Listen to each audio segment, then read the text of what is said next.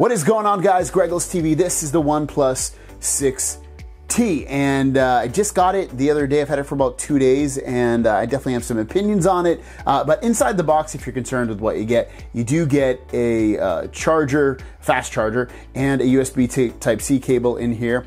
You also get a case. It comes with a case, which is kind of nice, and it's not a great case, but it is a case nonetheless. It's a see-through case, and it is kind of like, you know, flimsy, but it gives you scratch protection and just slight protection overall. If you don't drop your phone a lot, just keep this case. Don't spend your money on any other cases with this phone. And then lastly, it also comes with a screen protector pre-installed, which is amazing. I think those are two things that phone manufacturers should do, is give you a cheap little case and also a screen protector for sure to keep your screen healthy. The other big thing about this phone is that it does come with an in-display fingerprint sensor. It's not on the back, it's not on the side, it's literally underneath the display. And you can kind of, hopefully you can already kind of see it right there. So if I'm gonna turn this a little so it doesn't see my face. I'm pressing it, and it's actually not always so impressive, unfortunately. I've noticed it worked pretty good there, but I don't always have the best of luck when I use that in-display fingerprint sensor. It's a little bit slow, and sometimes it's been pretty good right there the 2 times I just tried it, but it's been a slight disappointment, to say the least. Some of the reviews that have come out are even calling that out, and I can definitely agree with them. It's definitely not perfect in any regard. I think they should have held off on it, because it's not as fast, it's not as accurate, but again, it's killing it right now. See, it's just slightly slow. The face unlock is amazing. It was fast in the last couple of the versions of this phone, and this version is no different. It's amazing. Watch how quick it is. You basically just press the power button and it's unlocked that quick.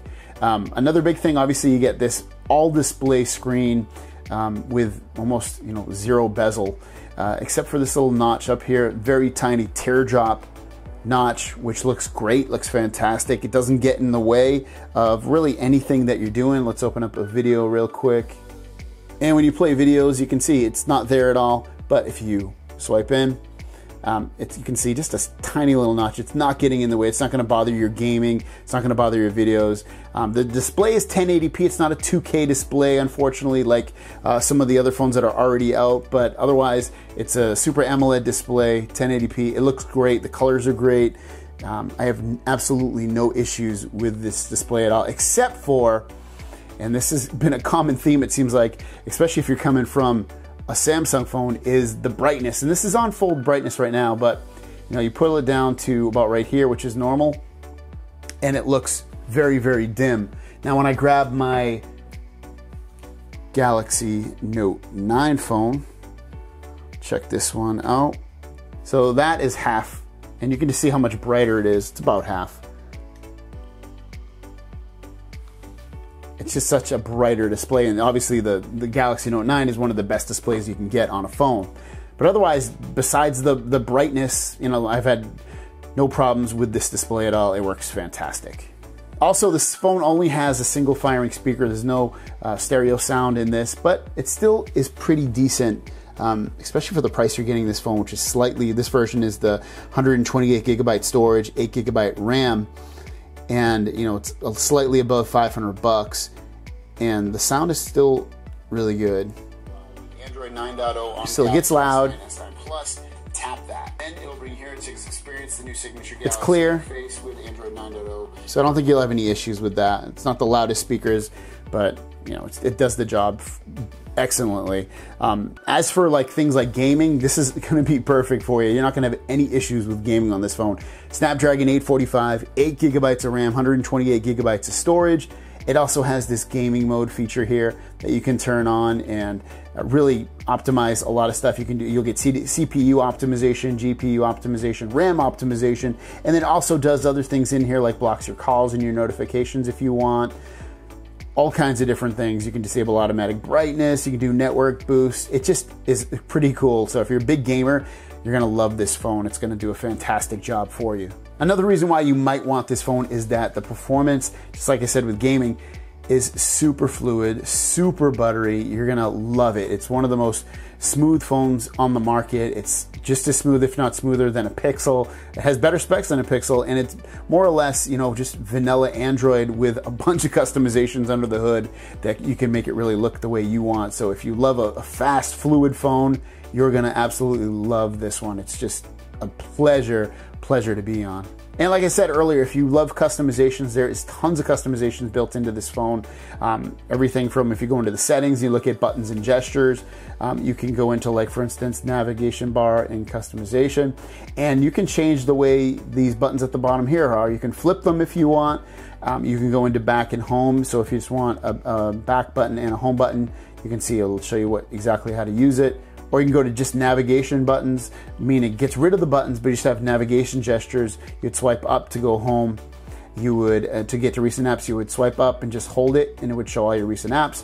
Or you can go back go back left or right by swiping up on the left or right hand side. You've also got quick gestures in here. You can flip to mute, you can do a 3-finger screenshot, you can answer calls by a gesture, you can double tap to wake, double tap to put it to sleep. You can draw things like an O or a V or an S on the screen to make it do certain things like open the camera or turn the flashlight on. You can pick and choose what it does with that. Again, I love the double tap. It's not on a lot of phones, but it is kind of on a lot of phones, kind of mixed bag if it's on a certain phone. So if you double tap, it locks it. If you double tap again, it unlocks it. You can see the face unlock is wicked fast, so I love that part. The cameras, they're okay, they're not amazing. I'll show you some photos I took. So here's a photo with the front-facing camera. Again, not amazing, but it will get the job done for you for sure. I don't think you'll have many complaints in terms of the photos you take. They come out clear for the most part, and it records video in up to 4K 60 on the back camera. So if you're looking for a phone that can do something like that, you can, and it's easy to get to it. You can see 4K 60, or you can tap and go into 4K 30, 1080p 60, 1080p 720. And you get a lot of storage, up to 256 gigabytes of storage if you get that version of this phone. It has regular photo mode, it has portrait mode, so if you like that blurred background when you take a photo. It's got a night mode photo, kind of like what the Pixel just came out. So if you're in the night, it's not as good, but it will definitely give you some better results in the night. So overall, in terms of, you know, design and just look of the phone, it's not a bad looking phone. It's not the most beautiful phone. The back cameras are kind of, you know, plain and whatever. You're gonna have a case on it, so you probably won't even notice anyway. The screen, I think, looks great in terms of the way it's designed with that little teardrop. If you're gonna have something on there, you might as well make it fairly small. Performance is excellent. Software is excellent in terms of customization and fluidity. The speakers are okay. It doesn't have an IP67 or 68 rating in terms of having any water resistance. It doesn't have wireless charging. It doesn't have stereo speakers. Doesn't have a 2K display. Those are 4 things that are missing that are in a lot of other modern day phones. But at the same time, I don't use wireless charging. Stereo speakers, they're great to have, but the speakers still sound pretty nice on this. The screen's 1080p, but it still looks great.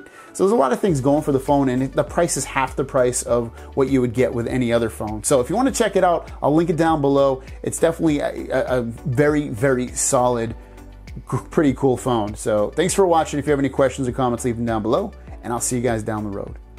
Peace!